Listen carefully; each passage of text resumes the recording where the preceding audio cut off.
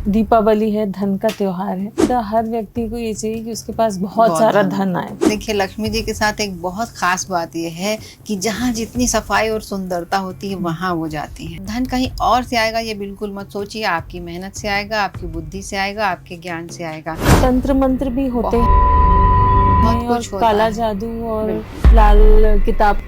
अगर आपके घर में सब कुछ है लेकिन अगर आप खा पी नहीं पा रहे हैं तो उस चीज का कोई मतलब नहीं। हमारी जिंदगी से दुश्मन चले जाए या दुश्मन ही ना रहे किसी से। दूसरे की लकीर छोटी करने के बजाय आप अपनी लकीर लंबी कीजिए। सारी ही लक्ष्मियों की जरूरत हो। यहाँ पर हमको अपने लालच को कंट्रोल करना चाहिए। और धनतेरस के दिन हम जो खरीदते हैं सामान, और इस दिवाली क्या खरीदना है? इस दिवाली आप हर दिवाली की धनतेरस पे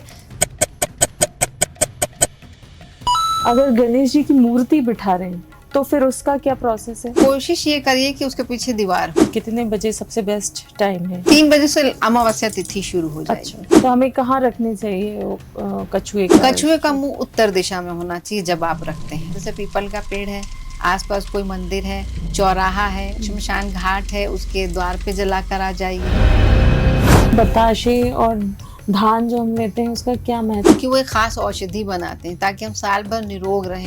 उसमें सुबह सूर्योदय के पहले उसको पिया जाता है। संतान है लेकिन किसी काम की नहीं है, नालायक है। Hey guys, welcome to the Madhu Chaudhary podcast. Happy Diwali to one and all. आज हमारे साथ नुपुर शर्मा जी हैं, जो कि बहुत स्पेशल गेस्ट हैं, जो कि एस्ट्रोलॉजर हैं, जर्नलिस्ट हैं और फाइनेंशियल एडवाइज़र। ऐसा कॉम्बिनेशन मैंने पहले तो कभी नहीं देखा था। आज हम मैम से बात करके दिवाली का महत्व जानेंगे। दिवाली के जो विशेष 5 दिन हैं उनको हम किस तरह से मनाते हैं, क्यों मनाते हैं, क्या क्या उपाय कर सकते हैं, किस तरह से हमको इनकी पूजा विधि करनी चाहिए, इन सब का महत्व और इसके पीछे की कहानी हमें नुपुर शर्मा जी बताएंगी। तो आइए जानते हैं। और आप सभी एक पेपर पेन लेकर बैठें ताकि कुछ भी पॉइंट्स ऐसे हैं जिससे आप रिलेट करते हैं उसे आप नोट डाउन कर सकें। यहाँ पे हम 8 लक्ष्मियों के बारे में भी जानेंगे जिन्हें आप अपनी ज़रूरत के हिसाब से पूज सकते हैं, और उसकी विधि भी हमें नुपुर शर्मा जी बताएंगी। तो आइए शुरू करते हैं आज का पॉडकास्ट।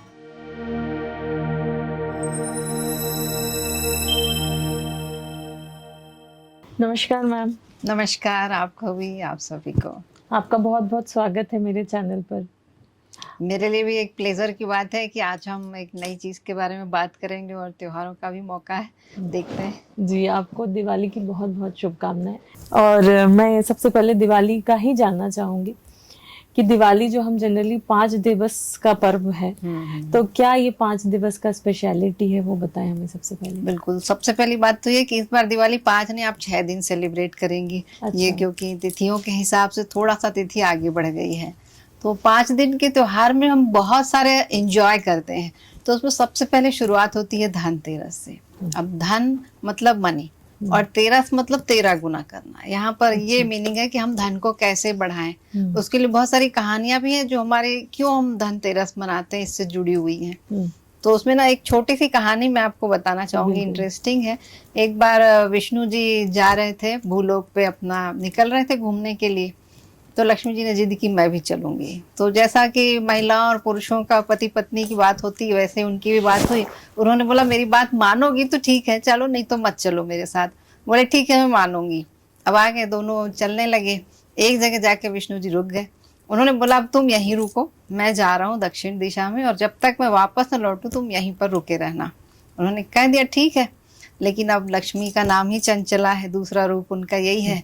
तो वो विष्णु जी गए, वो भी चल दी पीछे पीछे।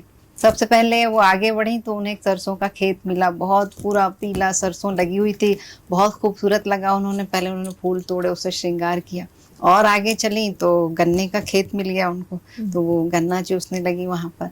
और तब तक विष्णु जी वापस आ गए और उन्होंने देखा कि लक्ष्मी जी आखिर कुछ तो उन्होंने कर ही दिया अपना काम। तो वो बोली ये तुमने किसान के खेत की चोरी की है, मैंने तुमको मना किया था कि तुम पीछे नहीं आना, अब तुमको किसान का कर्ज चुकाना है, 12 साल तुम उसके पास रहो और उसको जो भी देना है वो दो, धन समृद्धि। तो ठीक है भाई, 12 साल उसके यहाँ रही। 12 साल में उसका घर इतना परिपूरित हो गया धन धान्य से, कोई कमी नहीं थी किसान को।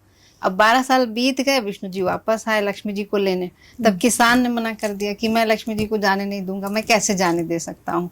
हट पकड़ ली जब उसने, तो लक्ष्मी जी ने उसको एक उपाय बताया। बोले कि तुम ऐसा करो कि कल के दिन तुम अपने घर को साफ सफाई जितना भी कर सकते हो करना, पूरा लीपना, एक कलश में सिक्के भर कर रखना, उसमें मेरा रूप रहेगा। मैं दिखाई तो नहीं दूंगी, लेकिन तुम अगर उस दिन मेरी अच्छे से पूजा करोगे तो मैं साल भर तुम्हारे पास रहूंगी। तो वो दिन धनतेरस का दिन था, मतलब कार्तिक मास के शुक्ल कृष्ण पक्ष की त्रयोदशी तिथि। तो उस दिन हम ये पूजा इसलिए करते हैं कि अगर हम आज पूजा करेंगे तो साल भर, एक साल तक हमारा धन धान्य से पूरा घर भरा रहेगा। और इसीलिए कहते हैं कि 12 साल में पूरा जीवन बदल जाता है, क्योंकि लक्ष्मी जी ने उस किसान का जीवन 12 साल में बदल दिया और 13वें साल ये घटना हुई थी। तो इस तरह से हर साल जब हम पूजा करते हैं तो एक साल के लिए हम रिचार्ज करते हैं अपने, कि धन दौलत समृद्धि हमारी बढ़ती रहे। तो ये धनतेरस है। अच्छा। और एक इस दिन हम यमराज की भी पूजा करते हैं। तो उसमें एक कहानी और आती है छोटी सी। यमराज की क्यों? यमराज की वही मैं बताने जा रही हूँ आपको, कि एक राजा थे हिम, उनका बेटा था। उसके बारे में ये कहा गया कि अगर इसका विवाह होगा तो चौथे दिन इसकी मृत्यु हो जाएगी। अब राजा उसको रोकना चाहते थे, लेकिन विवाह हुआ उसका। तो राजकुमारी को भी ये बात पता थी। उसने क्या किया कि जब वो दिन आया, चौथा दिन, तो उसने अपने कमरे के दरवाजे पर जितना सोना चांदी सिक्के वगैरह थे उसका एक ढेर पहाड़ बना दिया। और जितने भी उसके दिए थे, लाइटिंग्स थी, वो सारी कर दी। और राजकुमार को नींद ना आए इसलिए उसने कुछ कहानियां सुनाई, उसको गीत सुनाए। और उस बीच यमराज एक सांप के वेश में आए। तो वो इतनी लाइट थी वहां पर भी उनकी आंखें चौंधी आ गई, और वो उस ढेर पर ही बैठ गए और उसकी कहानियां और गीत वो भी सुनने लगे। सुनते सुनते वो भूल गए कि वो किस काम के लिए आए थे। सवेरा हो गया, वो चुपचाप वापस लौट गए। तो इस तरह से उसकी प्राण रक्षा तो हो गई। लेकिन एक दूसरी कहानी इसी से मिलती जुलती है, उसमें उस राजकुमार की डेथ हो जाती है और जो विलाप करती है उसकी पत्नी। तो यमदूत पूछते हैं यमराज से कि अकाल मृत्यु से बचने का क्या उपाय है। तब वो बताते हैं कि आज त्रयोदशी का दिन है, इस दिन जो भी मेरी पूजा करता है, मेरे लिए दीप जलाता है, तो फिर उसकी अकाल मृत्यु नहीं होती, वो भय खत्म हो जाता है। तो इसलिए भी हम यम की पूजा करते हैं उस दिन। मतलब कुबेर की पूजा करते हैं। कुबेर की कहानी भी हम सबको मालूम है कि धन त्रयोदशी के दिन कुबेर, जो हमने समुद्र मंथन हुआ था उसमें अमृत कलश लेकर और औषधियों को लेकर पैदा हुए थे। तो उनकी पूजा की जाती है, लक्ष्मी जी की पूजा की जाती है और यमराज की पूजा की जाती है। और इसके ये कारण है कहानियों से जुड़े हुए, क्योंकि अमृत पी करके देवता अमर हो गए थे। और औषधियाँ, राष्ट्रीय आयुर्वेद दिवस भी है हमारा ये, इसीलिए क्योंकि उस दिन औषधि के देवता का जन्म दिवस भी है। अच्छा, तो ये राष्ट्रीय आयुर्वेदिक दिवस चेंज नहीं होता तिथि के हिसाब से? तिथि के हिसाब से ही मान के चलिए, अच्छा, आप उसको उस दिन मनाया जाता है हमारे देश में। तो जो वैद्य समाज है वो भी इसको अपना आयुर्वेद दिवस के रूप में मनाता है। अच्छा, ये धन त्रयोदशी की बात है। तो जब हम यमराज की पूजा करते हैं तो उसको किस फॉर्म में हम डिनोट करते हैं जब हम पूजा उसकी पूजा हम नहीं करते, हम उनके लिए दिया जलाते हैं। सरसों तेल का चौमुखी दीपक घर के बाहर शाम के समय जलाते हैं। अच्छा। प्रदोष काल या गोधूली बेला जिसको हम बोलते हैं। प्रदोष काल एक्चुअली ये होता है कि जब सनसेट होता है उसके 5 घंटे पहले और 5 घंटे बाद का समय, वो प्रदोष काल कहलाता है। तो उस समय ये दिया हमको जलाना चाहिए। और कई लोग इसको रात के समय भी जलाते हैं, जब वो सोने जाते हैं लास्ट में अपने घर के बाहर रख देते हैं। कुछ लोग अपने टॉयलेट के सामने जलाते हैं। ऐसे अलग अलग जगह पर लोग जलाते हैं। धनतेरस के दिन चलाना है जी। मतलब एक दिया, उसमें 4, मतलब वो लंबी वाली 2 4 बातियां हो। हाँ, 4 अलग अलग हो कि 2 को क्रॉस? हाँ, उसको भी क्रॉस करके भी रखते अच्छा, हैं बहुत सारे लोग अपनी अपनी मान्यता के हिसाब से। अच्छा, और वो कब तक जलना चाहिए? मतलब मीन्स रात भर बस आपने जला दिया। अच्छा। और आप प्रार्थना करिए कि हमारी अकाल मृत्यु से रक्षा हो। इसलिए अकाल मृत्यु मीन्स अचानक कोई दुर्घटना हो जाए, एक्सीडेंट हो जाए, या फिर कुछ भी नहीं, आजकल जैसे होता है कि एकदम हार्ट फेल हो जाता है, आप जिम में थे, एक्सरसाइज कर रहे थे, कुछ भी हो जाता है, वो अकाल मृत्यु जो सामान्य नहीं है, वो अकाल। तो दिवाली के आसपास से जनरली देखा गया है कि अकाल मृत्यु बढ़ जाती है। इसका क्या कारण है? मेरे ख्याल से ये कारण है कि अंधेरा ज्यादा होता है। मतलब हमारे जीवन में भी अंधकार रहता है, हमारे आसपास भी अंधकार रहता है, और बहुत सारे ग्रहों की ऐसी स्थितियां बन जाती हैं कि दुर्घटनाएं होती हैं। जीवन में अंधकार रहता है इस टाइम पे, ऐसा क्यों? बाहर अमावस का दिन आता रहता है ना, इसलिए अंधकार रहता है आसपास। और दूसरी बात यह है कि हम क्या सोचते हैं। अगर हम पॉजिटिव हैं तो हमको कहीं ना कहीं से हर चीज का रास्ता मिल जाता है, मेरा ये मानना है। और अगर हम निगेटिव है ना तो हमारे अंदर निगेटिविटी भरती जाती है। इसलिए हम जो रोज अपने डेली रिचुअल्स करते हैं ना, उसमें भी हम यही कोशिश करते हैं कि पॉजिटिविटी आए। लोबान का धुआं जो हम करते हैं, कपूर जलाते हैं रोज घर में, जो दिखाते हैं चारों ओर, वो इसीलिए दिखाते हैं कि ये चीजें ना निगेटिविटी को दूर करती हैं। और जो भी डाल के हम घी में जलाते हैं वो वेस्ट नहीं होता है, छोटे छोटे कणों के रूप में चारों ओर फैल जाता है एनर्जी बन के। अच्छा। तो उससे हमारे भीतर पॉजिटिविटी आती है।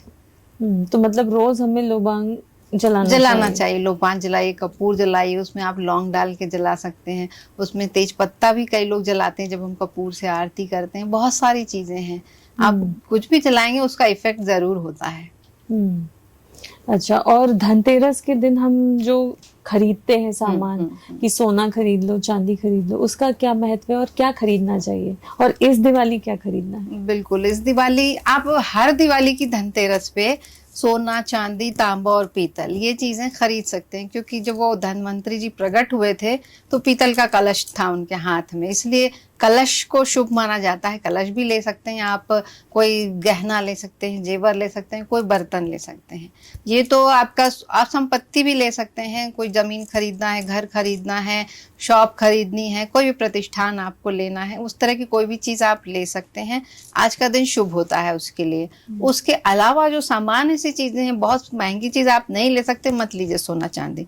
आप नमक खरीद के लाइए धनतेरस के दिन। अच्छा, ठीक है, आप खड़ी धनिया होती है वो खरीद के लाइए धनतेरस के दिन। उसके अलावा आप लक्ष्मी, गणेश, सरस्वती जी की जो मूर्ति होती है वो खरीद कर ला सकते हैं, पान खरीद कर ला सकते हैं, खील बताशे जो हम दिवाली में चढ़ाते हैं वो आज के दिन खरीद कर लाइए, ये सब चीजें। और एक खास चीज होती है झाड़ू, झाड़ू खरीद कर लाइए, क्योंकि वो लक्ष्मी जी का प्रतीक होती है। तो हम क्या करते हैं कि उससे जब झाड़ू लगाते हैं तो वो लक्ष्मी बढ़ती है हमारी। और हाथ से बनी हुई सीख वाली झाड़ू लाना चाहिए। अच्छा, और ये झाड़ू आप धनतेरस के दिन भी ला सकते हैं, और दिवाली की सुबह तो जरूर 2 झाड़ू खरीद कर लानी चाहिए, इसलिए कि उस दिन आप अपने घर की सफाई उसी झाड़ू से करिए, और 1 झाड़ू मंदिर में दान कर दीजिए। अच्छा। और अगर आपका कोई ऑफिस है तो 3 झाड़ू लीजिए, उसकी ऑफिस की सफाई भी उस झाड़ू से कीजिए, तो उससे बरकत आती है। अच्छा, 4 जगह हैं तो 4 जितने काम की प्लेसेस है उतनी झाड़ू लीजिए। ओके। अच्छा, जैसे आपने बोला कि लक्ष्मी गणेश की मूर्ति लेना चाहिए, तो ऐसे अगर हर धनतेरस पे हम लेंगे तो जो हमारी पुरानी लक्ष्मी जी और गणेश जी की मूर्ति है उसका क्या करना रहता है? अगर आप ना मूर्ति नहीं लेना चाहते हैं, आप तस्वीर ले लीजिए। एक तो हमारे यहाँ स्थापित रहती ही है मंदिर में लक्ष्मी जी। एक से ज्यादा मूर्तियां नहीं भी रखनी चाहिए अपने पूजा घर में। किसी भी देवी देवता की एक मूर्ति रखना ही शुभ होता है। और इसलिए आप कोशिश करें कि आपकी जो स्थापित मूर्ति है उसकी पूजा करिए।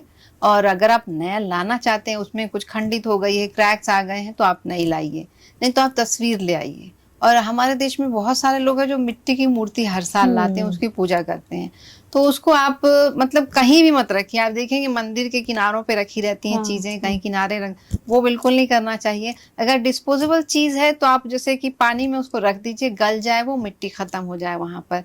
तस्वीर है उसके साथ भी आप ऐसा कर सकते हैं, ना केवल लक्ष्मी गणेश की, किसी भी मूर्ति या तस्वीर के साथ आप यही करिए कि आप उसको या तो फिर कहीं मट्टी हो वहां पर दबा दीजिए जहां वो डीके हो जाए। मतलब धनतेरस के दिन अलग मूर्ति खरीदनी है और बाकी पूजा वाले दिन अलग खरीदना है? आप एक ही खरीदिए, आज खरीदिए और पूजा उस दिन करिए। अच्छा, धनतेरस के दिन लक्ष्मी जी का चित्र या फिर मूर्ति खरीदिए और उसकी पूजा दिवाली वाले दिन करें। और अगर आप धनतेरस के दिन नहीं खरीद पा रहे हैं तब दिवाली के दिन ले लीजिए। अच्छा, और उसको दिवाली के दिन पूजा करने के बाद अगले दिन उसको हमें विसर्जित कर सकते हैं। बिल्कुल। अच्छा, हमेशा मैंने देखा है कि घरों में वो जो इस बार की दिवाली की रहती है उसको रख दिया जाता है और फिर जब अगली दिवाली पे आती है तब उसको हटाया जाता है। तो ये प्रोसेस गलत है पूरा। नहीं, 1 साल आप रखिए उसको, 1 साल के बाद ही डिस्पोज करिए। अच्छा, उसके अगले दिन नहीं करना? नहीं। अच्छा, कोई जरूरी नहीं है। तो अगले जब वो 1 साल तक हम रखते हैं तो उसकी हम डेली पूजा नहीं करते? नहीं, आपने एक बार पूजा करके हटा दिया उसको, यही होता है उसका प्रोसेस। और उसको साइड में रखना है के लिए लाते हैं अपन। हाँ, ओके। और या तो हम ऐसा फोटो के साथ भी कर सकते हैं? जी बिल्कुल। और पर उस फोटो को भी साल भर रखना है? फोटो को आप हटा सकते हैं, आप उसको किसी अपने धार्मिक किताब के अंदर भी रख सकते हैं एज अ बुक मार्कर या फिर आप किसी की चीज के ऊपर चिपका सकते हैं उसको, तिजोरी के ऊपर चिपका दीजिए अपनी। वहां पर चिपका सकते हैं। अच्छा, और धनतेरस के दिन बताशे और धान जो हम लेते हैं उसका क्या महत्व है? वो पफ्ड वाली जो धान हम लेते हैं। बिल्कुल, देखिए क्या होता है, लक्ष्मी के 8 प्रकार होते हैं, हम्म, 8 रूप होते हैं, कह लीजिए, प्रकार नहीं कहना चाहिए हमें। तो 8 रूप में से एक रूप होता है धान्य लक्ष्मी। अगर आपके घर में सब कुछ है लेकिन अगर आप खा पी नहीं पा रहे हैं तो उस चीज का कोई मतलब नहीं। आपके जीवन में, आपके घर में धान्य लक्ष्मी की कमी है। तो उसके लिए ये हम खील बताशे लाते हैं, उनको अर्पित करते हैं, ये प्रार्थना करते हैं। इस समय जो धान की फसल है कट कर आती है तो वो नया धान चढ़ाते हैं। कई लोग उसका अंदरसा बनाकर मिठाई के रूप में चढ़ाते हैं, क्योंकि लक्ष्मी जी को सफेद मिठाई चढ़ानी चाहिए। तो होता है, या तो फिर खीर बनाते हैं उसकी। वही चीज यहाँ पर भी होता है कि हमारा अन्न धन बढ़ता रहे, दिन दूनी रात चौगनी बढ़े, हमारे खेतों में कमी ना हो, हमारे घर में कमी ना हो, हम खा सकें, उसका उपभोग कर सकें, वो भी बहुत जरूरी है। तो ये धान्य लक्ष्मी के रूप में इन चीजों को लाया जाता है। अच्छा, और इस दिन कितने दीपक लगाने चाहिए? देखिए, धनतेरस के दिन 13 दीपक, अच्छा। चतुर्दशी के दिन 14 दीपक लगाने चाहिए, और दिवाली के दिन आप जितना उजाला कर सकें।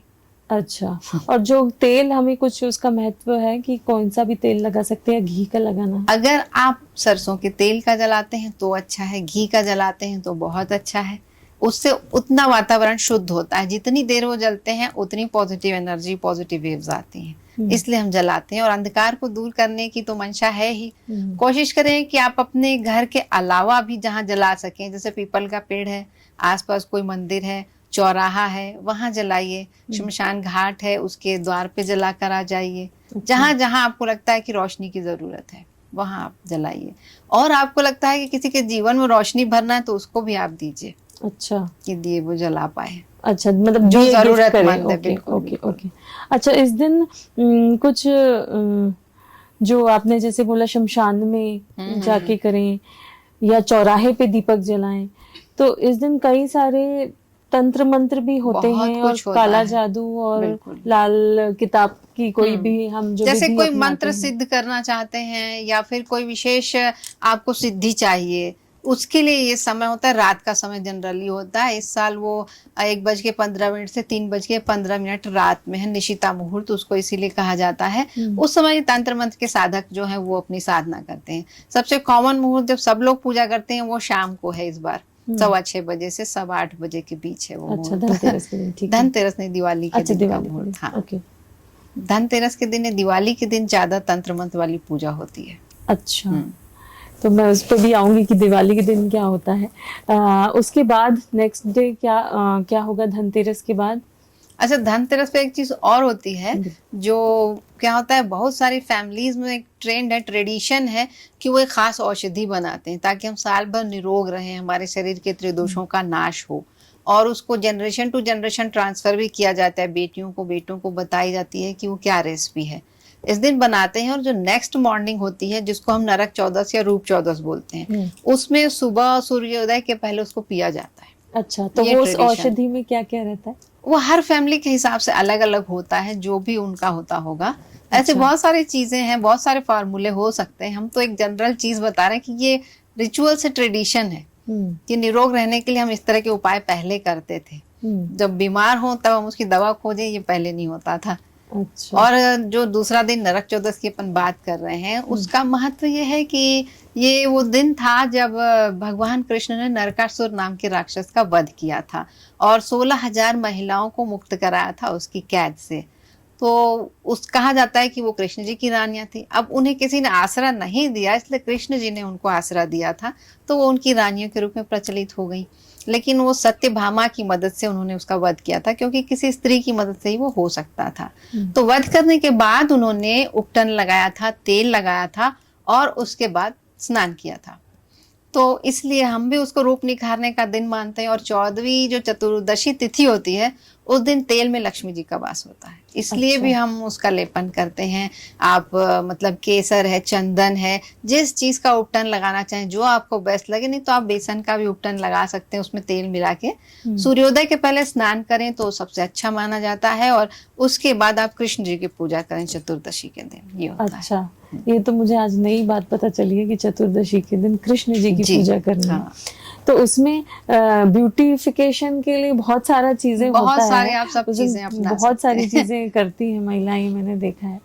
तो एक्चुअली में वो वर्क करता है, उसका भी कुछ तंत्र है या उसकी भी कुछ पूजा है? देखिए, जब आप एक मूर्ति की पूजा करते हैं, मूर्ति तो आपको मालूम है पत्थर की है, मेटल की है।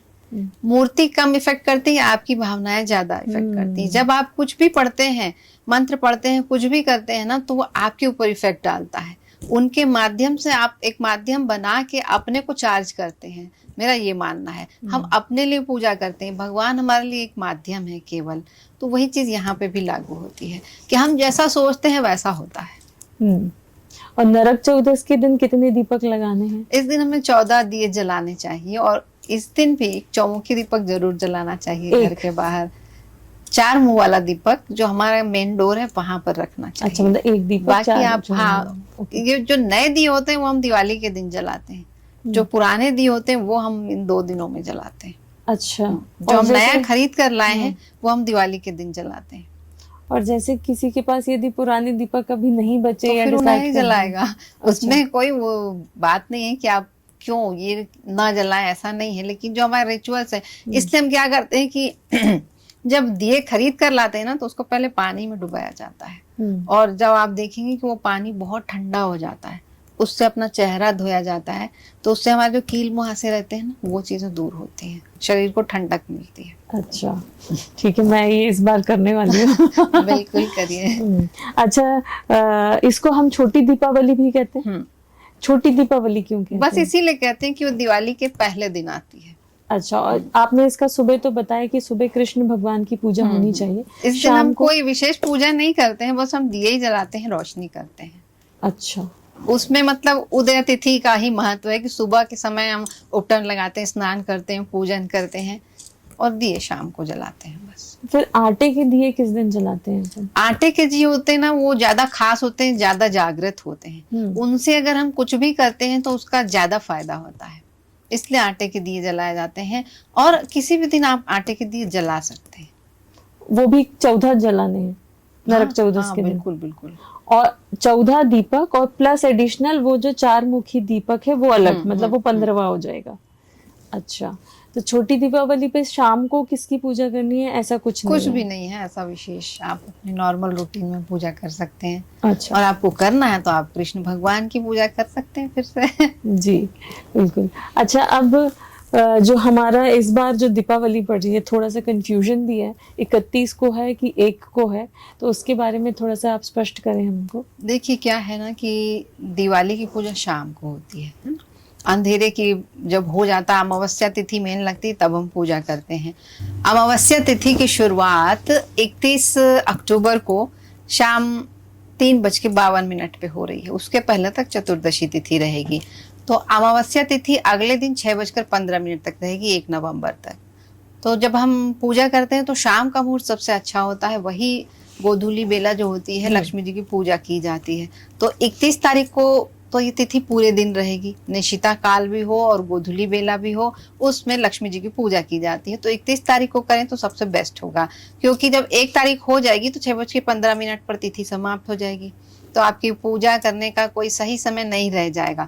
सही समय का महत्व सिर्फ ये होता है कि हम ज्यादा अच्छे से भगवान के साथ कनेक्ट हो सकते हैं, और उनकी जो एनर्जी है, उनका जो फल मिलना है वो हमें ज्यादा मिल पाता है। इसलिए हम 31 तारीख को करें, वो ज्यादा बेटर रहेगा।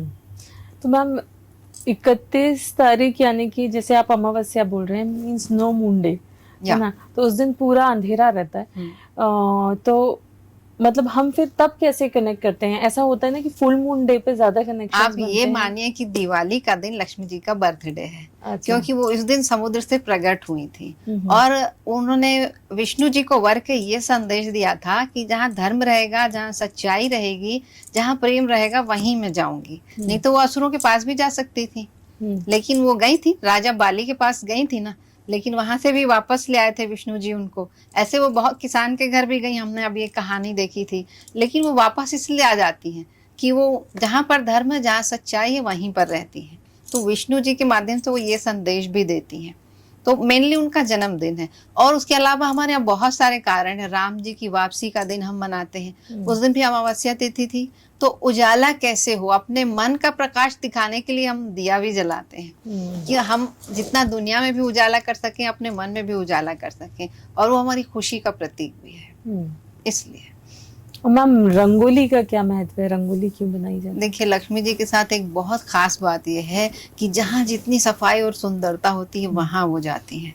तो इसीलिए आप देखिए, निकल जाइए सड़कों पे कहीं भी, सारा कुछ आपको सफाई करते हुए लोग मिलेंगे। सारा कचरा हमारे घर से निकल जाए, बाकी वो कहीं भी जाए, ये कोशिश रहती है। तो इसीलिए लोग जितनी हो सकता है इस समय सफाई करते हैं। उसके बाद जितनी सुंदरता बढ़ा सकते हैं उसके लिए, चाहे वो तोरण द्वार लगाएं, चाहे रंगोली बनाएं, वो एक क्रिएटिविटी भी हमारी दर्शाती है। लेकिन मेन ये है कि हमारी जितनी खूबसूरती बढ़ सके, तो इसलिए रंगोली भी बनाई जाती है। और अपने देश में पहले से ही परंपरा है इसकी चली आ रही, रोज लोग बनाते हैं। साउथ इंडियंस को आप देखेंगे कि वो चावल के आटे की रंगोली बनाते हैं, बंगालीज बनाते हैं। और उसके अलावा जो पत्थर के रंगों की बनाते हैं वो तो दिवाली में बहुत कॉमन है, तो इसलिए हम रंगोली बनाते हैं। उसके अलावा आप अपने घर में तोरण द्वार लगाते हैं, वो बहुत तरह के आते हैं। उसके अलावा शुभ लाभ आप लिखते हैं, लाल रंग से लिखते हैं, गुरुवार के दिन लिखते हैं तो ज़्यादा शुभ होता है, लेकिन दिवाली में तो आपके लिए सब समय शुभ है। गणेश जी की अपन मूर्ति लगाते हैं, घंटियां लगाते हैं, बहुत कुछ लगाते हैं। तो हम कोशिश करते हैं कि हमारा घर सबसे अच्छा दिखे, ताकि सबसे ज़्यादा लक्ष्मी, सबसे ज़्यादा समृद्धि हमारे घर पर आए। ये कोशिश होती है दिवाली पर सजावट और सफाई की। और बोलते हैं हम कि लक्ष्मी जी निकलती हैं इस दिन, देखती हैं कि किसके घर में ज्यादा धर्म का काम हो रहा है, कौन कितना सच्चा है, किसका घर कितना खूबसूरत है, तो वो वहां पर विराजती हैं फिर साल भर के लिए। इसलिए हम जितने मन से पूजा करते हैं, जितनी सच्चाई से पूजा करते हैं, उतना ही हमको रास्ते मिलते हैं धन कमाने के। धन कहीं से आता नहीं है, हम ही कोशिश करते हैं कि हमारे धन कमाने के रास्ते आए। हमारी जो बुद्धि है, हमारा ज्ञान है, हम धन में कन्वर्ट कर पाए उसको। ये बात रहती है। मैम, जो शुभ लाभ हम लिखते हैं पूजा के बाद, तो उसे कहाँ पहले मुख्य द्वार पे लिखा जाए? जी बिल्कुल, शुभ लाभ। और फिर अलमारियों में आप जहाँ आपकी तिजोरी है, धन स्थान है, वहां लिख सकते हैं। अपनी फाइल्स के कोने पे लिख सकते हैं, जो जरूरी फाइलें हैं, प्रॉपर्टी की फाइल होती है, पैसों की, शेयर्स की, उस पे आप लिख सकते हैं। और उसे साल भर तक रहने देना है। वो धुंधले पड़ जाते हैं, साल भर कई बार नहीं रह पाते हैं। तो आप जब पूजा करते हैं तो गुरुवार के दिन आप उसको फिर से बना सकते हैं। शुभ लाभ गणेश जी के पुत्रों का नाम है, ये ऋण हरता है, विघ्न हरता है, इसलिए हम उनकी स्थापना करते हैं। और बहुत सारे लोग गणेश जी की तस्वीर या मूर्ति लगाते हैं अपने घर के दरवाजे पे। तो जब भी ये लगाएं, कोशिश कीजिए कि आप जहां पर आपने बाहर की ओर अगर लगाई है तो उसी जगह पर अंदर सेम टू सेम एक और मूर्ति या तस्वीर आप लगाएं, क्योंकि गणेश जी की पीठ को नहीं देखना चाहिए, वहां दरिद्रता का वास होता है, ऐसा बोला जाता है, इसलिए। अच्छा, कुछ दिन पहले तक मैंने ऐसे एक अपना पेंडेंट डाला हुआ था गणेश जी का। हाँ। तो वो फिर सही नहीं रहता क्या? मुझे किसी ने बोला भी था। आप थोड़ी देख रहे हैं, आप जो देख रहा है उसको भी गणेश जी ही दिख रहे हैं। नहीं तो पर पीठ यहाँ टच हो रही है, तो फिर नहीं, उससे नहीं। आप देख तो नहीं रहे ना उसको। हाँ, उनका जो सामने का रूप है वो देखना चाहिए, क्योंकि हर उनके शरीर का अंग कुछ संदेश देता है सीखने का। तो इसलिए भी हम गणेश जी को उपयोग करते हैं अपने शुभता बढ़ाने में, अपने विघ्नों को दूर करने में। गणेश जी और हनुमान जी हैं, वो संकट मोचन कहलाते हैं। तो उस तरह के शुभ चीजों की स्थापना हमें दिवाली पर करनी चाहिए। अगर गणेश जी की मूर्ति बिठा रहे हैं तो फिर उसका क्या प्रोसेस है? उनकी पीठ किस तरफ होनी चाहिए? उनकी कोशिश ये करिए कि उसके पीछे दीवार हो। अच्छा, अब वो चाहे किसी भी डायरेक्शन की दीवार, डायरेक्शन आप रखें तो उसका ईस्ट रखिए। ईशान कोण, जो उत्तर पूर्व का कोण होता है वो ईशान कोण कहलाता है। ईशान कोण में फेस, पीठ ईशान कोण तरफ जी जी जी। हम मतलब पीठ जहाँ दीवार होती है या पूजा घर होता है उसके पीछे कोई नहीं देखता है, जहाँ पे कोई भी नहीं होता है। घर में ऐसी जगह मत रखिए जहाँ से आपको उनकी पीठ दिखाई दे। ओके, चाहे वो दीवार घर की तरफ, घर के अंदर की तरफ क्यों ना फेस कर रही हो तो भी रख सकते हैं, बस पीठ नहीं दिखना चाहिए। फेस उनका बाहर तरफ भी हो सकता है, बाहर की ओर हो। अच्छा। जो घर में एंटर, अगर आप एंट्रेंस पे लगाते हैं तो भी एंटर करने वाले को गणेश जी दिखाई दे, आपको गणेश जी दिखाई दे, अच्छी चीज दिखाई देगी। और कोशिश करिए कि नॉर्थ में आप लक्ष्मी जी या कुबेर जी की मूर्ति या तस्वीर लगाएं। जब घर से निकलें आपको दिखाई दे तो आपको समझ में, हाँ यार मैं जा रहा हूँ तो मुझे कुछ कमा कर ही लौटना है घर के अंदर।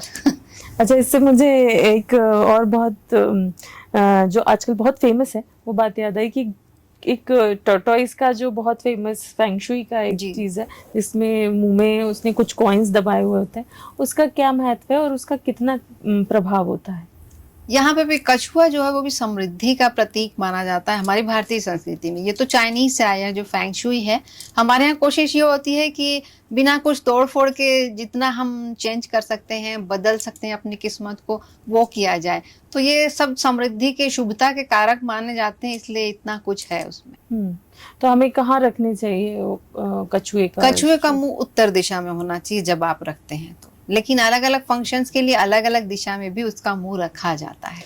पर आपको कुछ नहीं पता है, ज्यादा कुछ भी नहीं, तो आप उत्तर दिशा में मुंह रखिए उसका। और मेटल का होगा, मेटल की प्लेट में रखा होगा, उसमें थोड़ा सा पानी पड़ा होगा तो ज्यादा शुभ होगा। अच्छा। क्रिस्टल का भी बहुत सारे लोग रखते हैं, कांच का भी रखते हैं। और मिट्टी का रखे तो?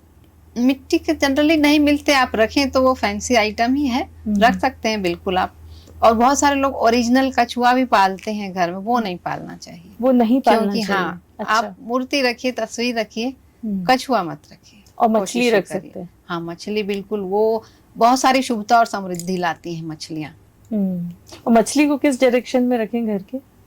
उत्तर दिशा में रखें तो सबसे अच्छा होगा। और क्या है ना कि पानी की दिशा उत्तर दिशा, पूर्व दिशा, ईशान दिशा, यही दिशा है।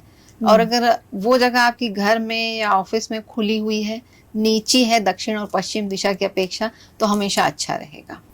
अगर आपका घर भी है तो आप जैसे कमल का फूल रहता है नाद में, वो रखिए। फाउंटेन रखिए, उत्तर दिशा में रखिए पानी वाली चीजें। अच्छा। पानी का स्थान भी आपका घर में उत्तर दिशा की हो। अगर आपका अंडरग्राउंड टैंक है वो भी आप ईशान दिशा में रखिए या उत्तर दिशा में रखिए। और अगर ओवरहेड टैंक है उसके लिए ये बात लागू नहीं होती है, वो घर के पश्चिम दिशा में होना चाहिए या दक्षिण पश्चिम दिशा में होना चाहिए। अच्छा, आजकल तो जनरली ओवरहेड दोनों टैंक्स चीज ही हाँ रहते हैं, इसलिए जी। उसको आप नॉर्थ ईस्ट में या नॉर्थ में मत रखिए।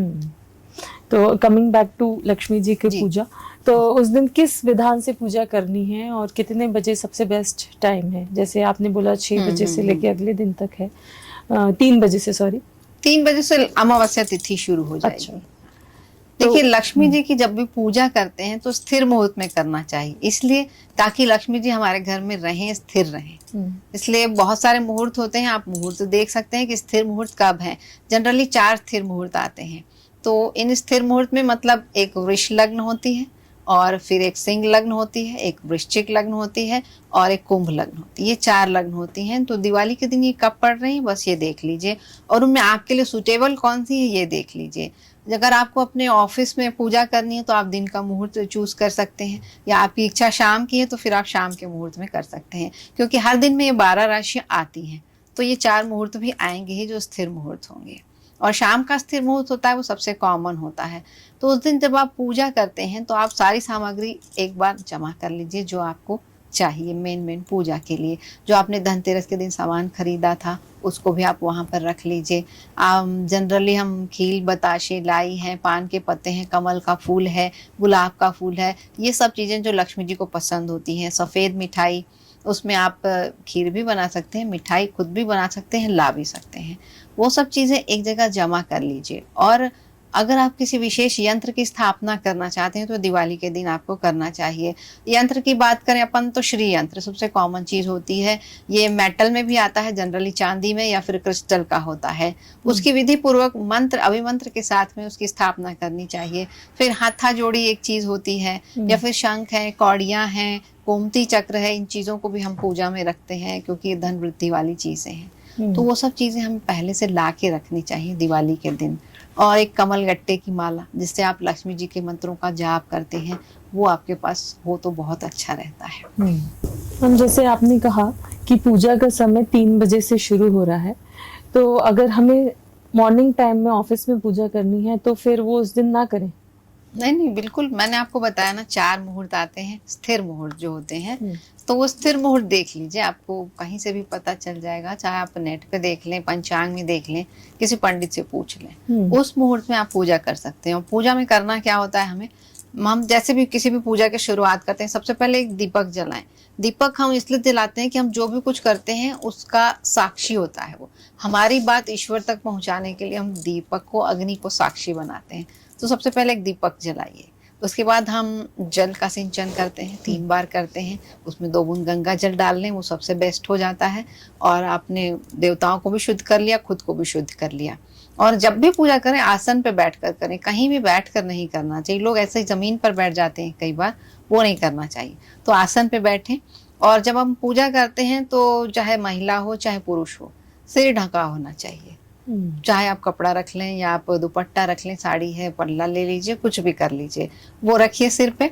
उसके बाद अपनी पूजा की शुरुआत हमने शुद्धि से की।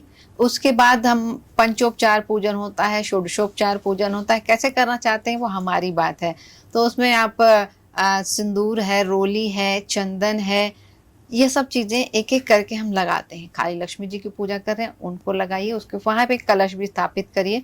5 उसमें हम पत्ते लगाते हैं, वो 5 पेड़ों के भी हो सकते हैं, और कुछ नहीं तो आम के 5 पत्ते आप लगाइए। उस पे एक श्रीफल लगाइए, श्रीफल पे कलावा लपेटिए लाल रंग का।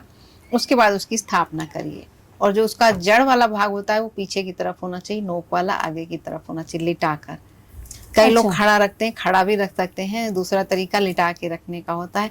हमने कलश को रख लिया। सबसे पहले हम कलश की पूजा इसलिए करते हैं क्योंकि हम उसको पंच तत्वों का, सभी देवी देवताओं का प्रतीक मानते हैं, उनका आह्वान करते हैं।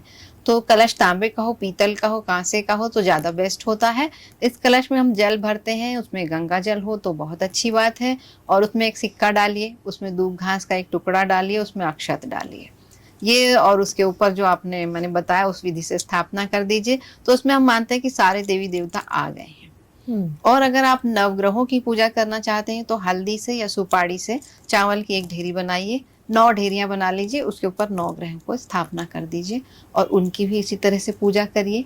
हर चीज एक एक चीज हम उनके ऊपर छिड़कते हैं या टच करते हैं। वो आपने टच कर लिया। और उसके बाद लक्ष्मी जी की जब भी पूजा करते हैं तो कोशिश करिए कि साथ में विष्णु जी की पूजा करिए, क्योंकि विष्णु जी प्रोवाइडर है, देने वाले हैं, दाता हैं। हमारा माध्यम लक्ष्मी जी है, जाना हमको विष्णु जी तक है। और हम साथ में सरस्वती जी की पूजा करते हैं, गणेश जी की पूजा करते हैं। इसीलिए करते हैं क्योंकि जब लक्ष्मी आती है, धन आता है तो दिमाग खराब हो जाता है। कैसे उसको खर्च करना है ये नहीं समझ में आता है, गलत खर्च भी हम कर सकते हैं। इसलिए हम सरस्वती और गणेश जी को साथ में रखते हैं, क्योंकि वो हमें विद्या देते हैं, विवेक देते हैं, सद्बुद्धि देते हैं कि कहाँ खर्च करें, कैसे खर्च करें तो उसका सदुपयोग होगा, सही दिशा में जाएगा। तो इनकी भी साथ में हम इसलिए पूजा करते हैं। सबकी पूजा करिए, आह्वान करिए सबसे पहले कि आइए आप मेरी पूजा में शामिल होइए, मेरी पूजा को सफल बनाइए।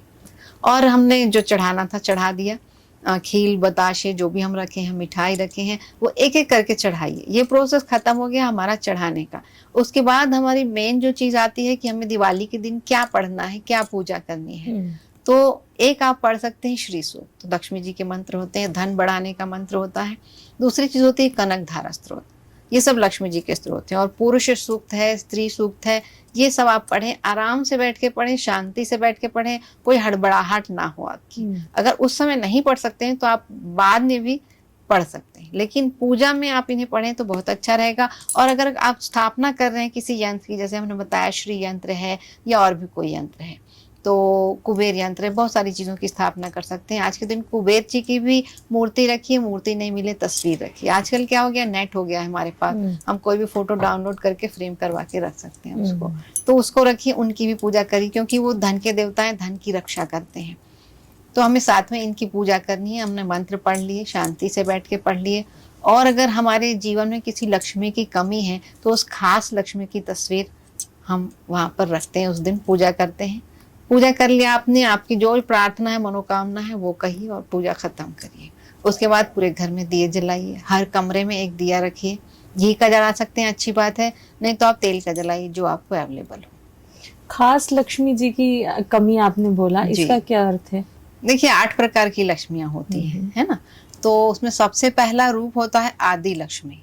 अगर हमारे को मतलब जीवन में सब कुछ है, फिर भी हम कुछ तलाश रहे हैं, हमें मोक्ष पाना है या हमें कहीं और आगे ऊपर जाना है, आध्यात्मिकता की हमको जरूरत है, तो उसके लिए आदि लक्ष्मी की जरूरत होती है।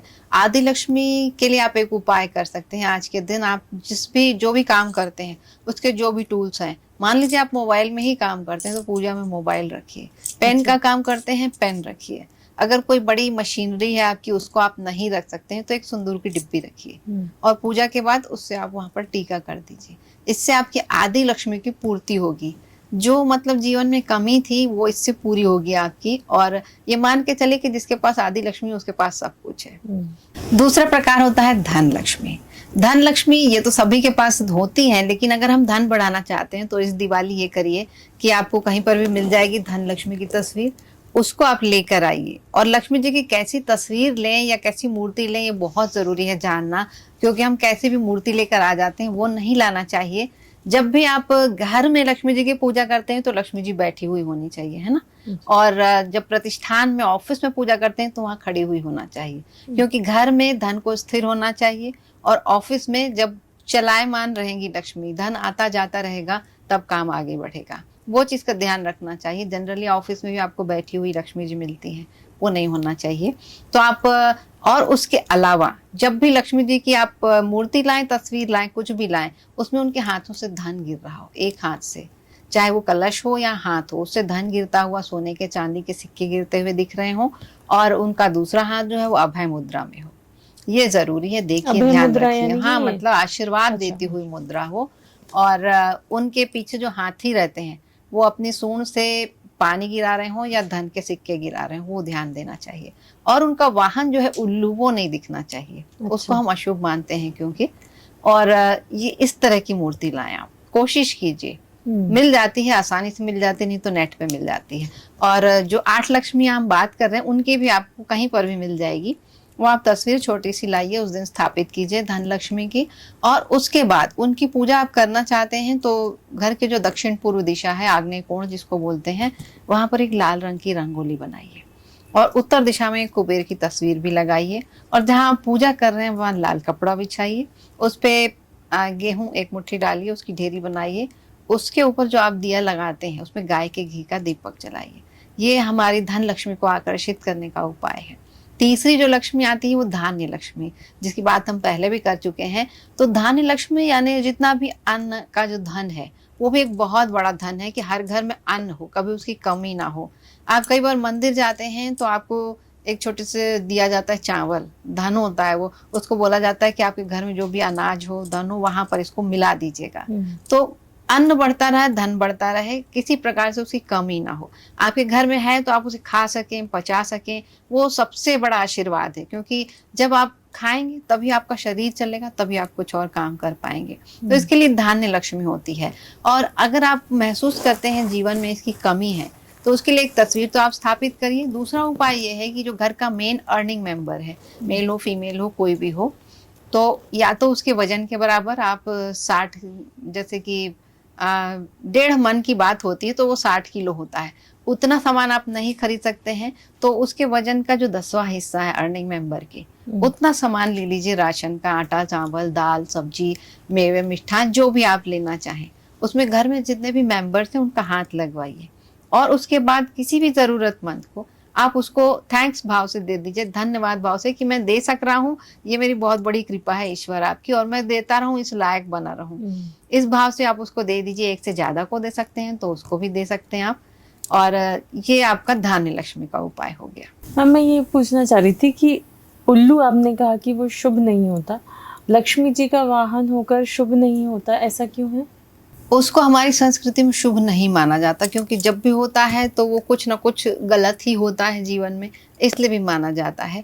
और जैसे वाहन बहुत सारे आपको मिलेंगे, कुत्ता मिलेगा, कौवा मिलेगा, तो हर चीज़ शुभ नहीं होती है। जो शुभ चीज़ें होती हैं उनको हम देखना पसंद करते हैं। जैसे सरस्वती जी का वाहन है, हंस है, उसको जब देखते हैं तो जीवन में कुछ अच्छा होता है, इसलिए कहा जाता है कि उल्लू को नहीं देखना चाहिए। अच्छा। और हम लक्ष्मी जी के रूप की बात कर रहे थे, चौथे रूप की बात हम करते हैं तो होता है गज लक्ष्मी रूप। उसको कैसे पाना चाहिए, इसके लिए हम 11 माला कमलगट्टे की माला से लक्ष्मी जी के किसी मंत्र का जाप कर लेते हैं। उसके बाद हम श्री सूक्त का पाठ कर लेते हैं। और अगर उस दिन हमें कहीं पर पता हो कि यहाँ पर हाथी रहता है या कोई आपके आसपास ऐसी जगह हो, तो आप उस हाथी को गन्ना खिलाइए, इससे आपकी गज लक्ष्मी की वृद्धि होगी। 5वीं लक्ष्मी आती है वीर लक्ष्मी। अगर जीवन में वीरता की कमी है, साहस की कमी है, हम रिस्क लेने से पीछे हट जाते हैं, ऐन मौक़ों पे हम कहीं ना कहीं होता है कि चूक जाते हैं, सफलता हमको नहीं मिल पाती है, तो वीर लक्ष्मी की स्थापना कीजिए। और वीर लक्ष्मी की आप अगर जीवन में बढ़ाना चाहते हैं तो उसके लिए आप इस दिन ये करिए कि पूजा के बाद लाल कपड़े पर एक धान की ढेरी बनाइए, उसमें आप सरसों के तेल का एक दीपक जलाइए और राम जी को याद करिए। जब हम राम जी को याद करते हैं तो हनुमान जी वहाँ पर अपने आप आ जाते हैं। तो उसके बाद आप शांति से बैठ के स्थिर मुहूर्त में सुंदरकांड का पाठ कर लीजिए और उसके बाद दोनों को प्रणाम करिए, अपनी इच्छा कहिए और अपनी पूजा को समाप्त करिए। तो ये होता है उपाय वीर लक्ष्मी को अपने जीवन में लाने के लिए। इसके बाद आती है विजय लक्ष्मी की बात। अगर हम जीवन में हमारे कहीं किसी भी मौके पर हम विजय से चूक जाते हैं, दूसरा नंबर आते हैं, हमेशा जब हम कोशिश कर रहे हैं कि हमें पहला आना है लेकिन नहीं आ पाते हैं, तो ये समझिए कि आपके जीवन में विजय लक्ष्मी की कमी है। इसके अलावा जब कोई मामला मुकदमा फंसा हुआ है, कोर्ट केस फंसा हुआ है आपका, या अपने जो परिचित हैं उनसे आपका कोई विवाद चल रहा है, रिश्तेदारों से प्रॉपर्टी को लेकर कोई समस्या चल रही है, तो हमें विजय लक्ष्मी की स्थापना करनी चाहिए दिवाली के दिन। और इसके लिए क्या करना चाहिए कि जब हम पूजा कर लेते हैं तो हमें 3 जगहों पर दीपक जलाना चाहिए। ये तेल का दीपक होना चाहिए और जब हम दीपक जलाते हैं तो महालक्ष्मी के मंत्रों का मन ही मन जाप करना चाहिए हमें। पहली जगह है कोई शमशान या मुक्तिधाम के गेट पर आप जलाइए पहला दिया, मंत्र जाप करते रहिए। दूसरा दिया किसी पीपल के पेड़ के नीचे जलाइए और तीसरा जो दिया है वो अपने घर के मुख्य द्वार पर जलाइए।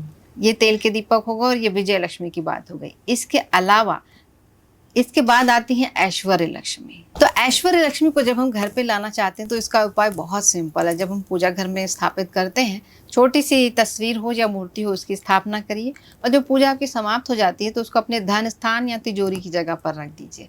इससे ऐश्वर्य लक्ष्मी आपके जीवन में आएंगी, यानी आपका मान सम्मान बढ़ेगा, आप हमेशा अपने ऊपर भी कुछ खर्च कर पाएंगे। ये नहीं कि सारा धन आपका दूसरों में बंट जाएगा, आपके कुछ कोर्ट केस हैं, मामला है वो सुलझ जाएगा, अपने जो परिचित हैं, अपने रिश्तेदार हैं, उनसे आपका मेलजोल बढ़ेगा, अच्छे संबंध कायम होंगे। अब लास्ट में एक जो बचती है वो हम कहते हैं संतान लक्ष्मी। इसमें संतान का आशीर्वाद अगर नहीं है आपके पास तो समझिए कि जीवन में उसकी कमी है। संतान का आशीर्वाद 3 तरह का होता है। पहला तो ये कि आपकी संतान ही नहीं है तो वो कमी है जीवन में। दूसरा, संतान है लेकिन किसी काम की नहीं है, नालायक है, तो वो दूसरी कमी हो गई। और तीसरी बात कि संतान है लेकिन वो इस लायक नहीं है कि आपके किसी काम आ सके। वो दिव्यांग हो सकती है, वो मेंटली रिटार्टेड हो सकती है, या इस तरह की कोई भी चीज़ हो। तो वो 3 तरह से ये कमी होती है। इसको यदि आप पूरा करना चाहते हैं तो उसके लिए आज के दिन या पहले से आप कुछ बिल्कुल नए कोरे करेंसी नोट लीजिए, ले आइए, जहाँ से भी मिलते हो, बैंक से मिले या कहाँ ATM से निकाल कर लाएं, आप कहीं से भी जितना आपकी सामर्थ्य है उतने नोट लाइए, पूजा स्थान में रखिए, पूजा करिए और उसके बाद इनसे आप दवाई खरीदिए और जो ज़रूरतमंद है उनको बांट दीजिए। आप पहले से आपको पता हो कि इसको इस चीज़ की ज़रूरत है, कोई अपना इलाज नहीं करवा पा रहा है, आप करवा सकते हैं, तो उन करेंसी नोटों का यूज़ वहाँ पर करिए। इससे हमारे जीवन में संतान का जो सुख है वो मिलता है हमको। तो ये 8 प्रकार की लक्ष्मियाँ जो होती हैं जीवन की सारी कमियों को, सारी विषमताओं को दूर करती हैं हमारे।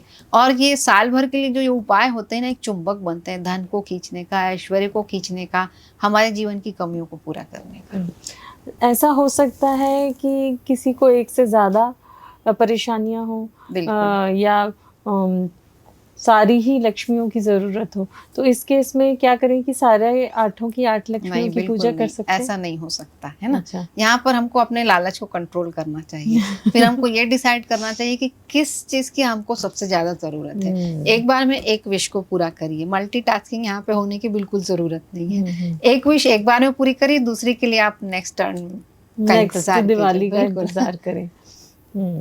अच्छा, ये जो दिवाली के दिन जो हम धना फेंकते हैं पूरे घर में, उसका क्या अर्थ है?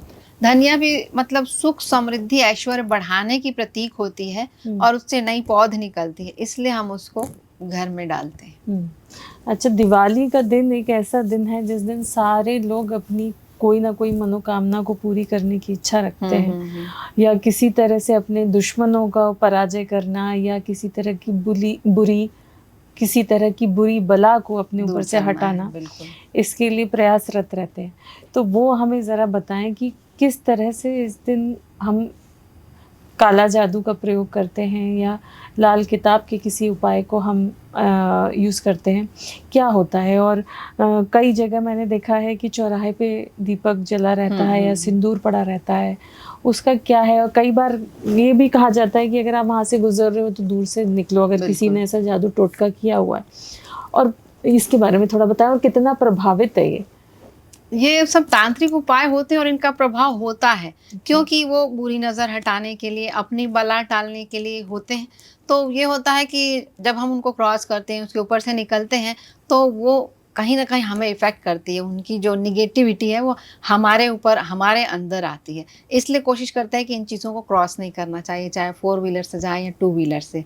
और मंगलवार, शनिवार को ये समस्या बहुत ज़्यादा होती है कि सबसे कॉमन वो नींबू मिर्ची, वो आपको सड़क पे बहुत मिलते हैं। उनको भी इसीलिए क्रॉस नहीं करना चाहिए।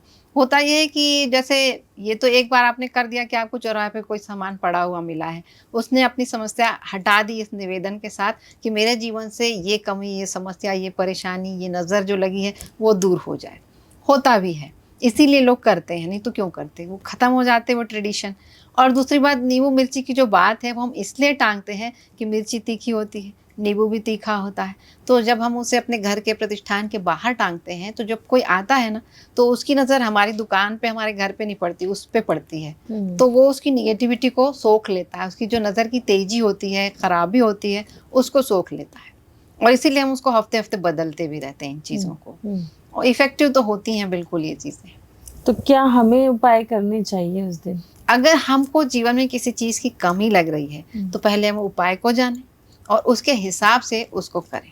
अच्छा, जैसे दीपावली है, धन का त्योहार है, और मुझे लगता है हर व्यक्ति को ये चाहिए कि उसके पास बहुत सारा धन आए, है ना? जैसा मुझे भी लगता है कि बहुत सारे पैसे हों, तो उसके लिए क्या उपाय किया जाता है उस दिन? बिल्कुल उपाय करने चाहिए और ज़रूर करने चाहिए, लेकिन धन कहीं और से आएगा ये बिल्कुल मत सोचिए। आपकी मेहनत से आएगा, आपकी बुद्धि से आएगा, आपके ज्ञान से आएगा। तो आप ये उस दिन प्रेयर करिए कि आपके जो धन कमाने के रास्ते हैं वो बढ़े, नए-नए रास्ते आपको मिलें और आप कई स्रोतों से धन आपके पास आए। कई लोगों के पास आता भी है, लेकिन हर किसी के पास नहीं आता है। तो आपको वो रास्ते मिले, इसकी प्रार्थना करनी चाहिए। इसके लिए जो आप उपाय करते हैं उसमें गोमती चक्र है, कौड़ी है।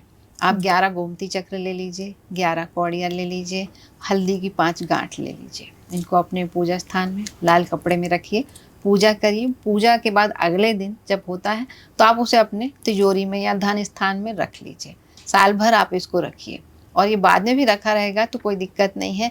ये चीज़ें समुद्र से निकलती हैं, लक्ष्मी जी के साथ आई हुई चीज़ें हैं, तो ये धन को बढ़ाती हैं, अपनी ओर खींचती हैं, ये हम मानते हैं। और पूजा के बाद वो मंत्र सिद्ध हो जाती हैं। अच्छा, और अगर दुश्मनों का कोई विनाश करना चाहे, विनाश मतलब मेरा मतलब उनके लिए नेगेटिव नहीं, लेकिन हमारी ज़िंदगी से दुश्मन चले जाए या दुश्मन ही ना रहे किसी से भी, उसके लिए क्या करना है? आप ना, मैं ये मानती हूँ कि दूसरे की लकीर छोटी करने के बजाय आप अपनी लकीर लंबी कीजिए, तो वो खुद ब खुद नीचे हटता जाएगा।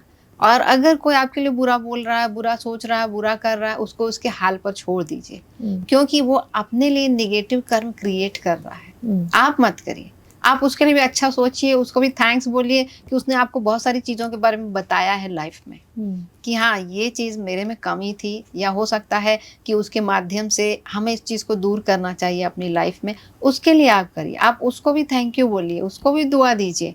बुरा मत सोचिए, बुरा मत करिए किसी के लिए। और अगर आप ऐसा करेंगे तो आपके लिए भी अच्छा होगा, आपके अच्छे कर्म क्रिएट होंगे इस जन्म के लिए भी। और हम मानते हैं कि जन्म के बाद जन्म होते रहते हैं दूसरे, तो उसके लिए भी, उसके हिसाब से आपका जीवन अगले समय में अच्छा होगा। उसके लिए प्रयास करिए, मैं तो ये मानती हूँ। बहुत खूबसूरत आपने बात कही है। अच्छा, अगर किसी को नौकरी नहीं मिल रही है, क्योंकि ये आजकल हिंदुस्तान में बहुत ज़्यादा है कि बेरोज़गारी तो है ही, तो उसके लिए क्या उपाय करना है?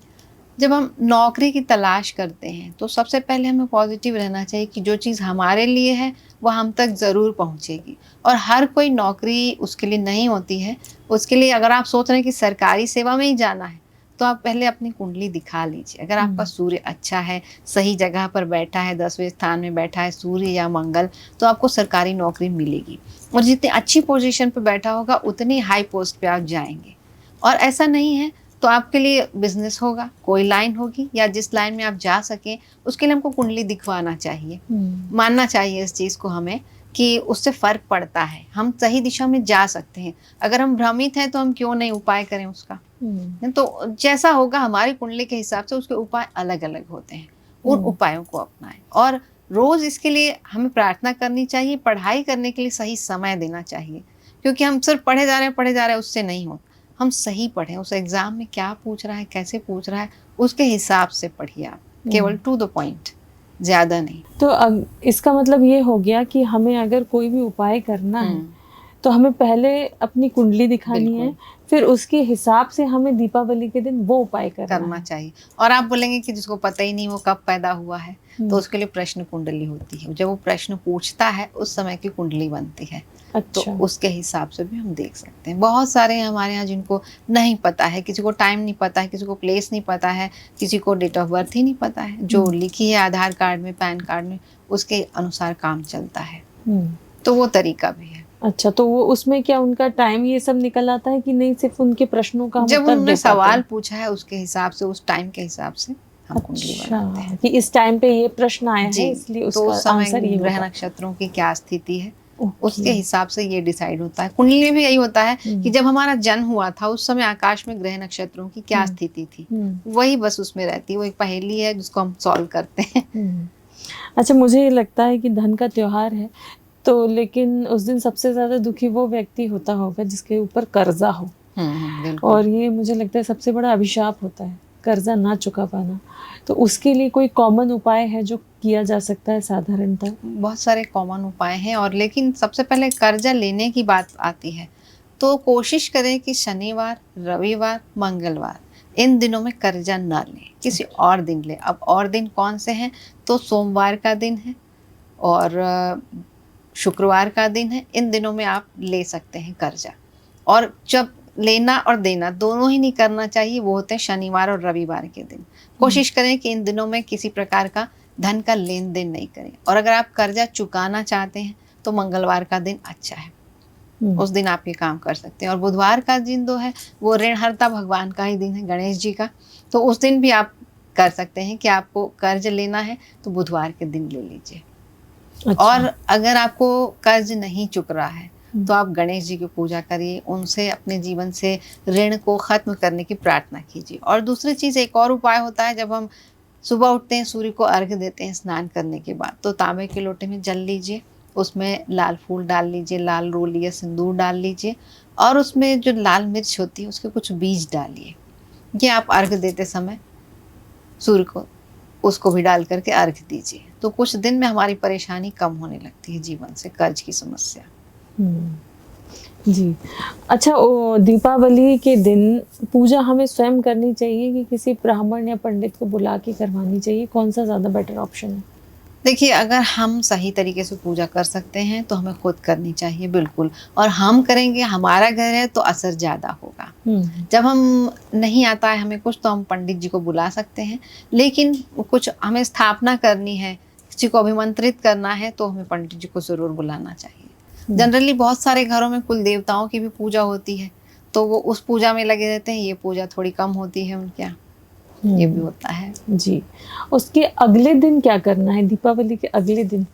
बिल्कुल, दीपावली के अगले दिन जो होता है वो प्रतिपदा तिथि आ जाती है, अमावस्या खत्म हो जाती है, शुक्ल पक्ष आ जाता है, और अन्नकूट उस दिन होता है। सामान्य तौर से इस बार वो अगले दिन है।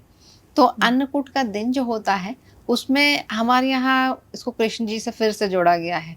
रूप चौदस के बाद यहाँ पर भी कृष्ण जी आते हैं। यानी कि ये 2 तारीख की आप बात कर रहे हैं कि 1 तारीख की? बिल्कुल, 1 तारीख तो हमारी फिर तिथि वही चल रही जो दिवाली का दिन था। नेक्स्ट डे जो सुबह आपकी कई पूजा होती है वो आप नेक्स्ट डे कर सकते हैं इस बार। अच्छा। दिवाली पर, है ना।